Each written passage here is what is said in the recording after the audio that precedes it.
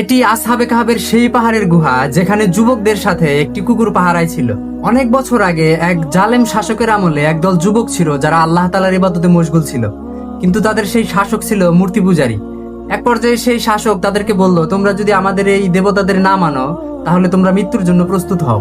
কিন্তু সেই যুবকদের ইমানি শক্তি এতটাই বেশি ছিল যে তারা আল্লাহ ছাড়া কাউকেই প্রভু হিসাবে মানতে চাইতো না।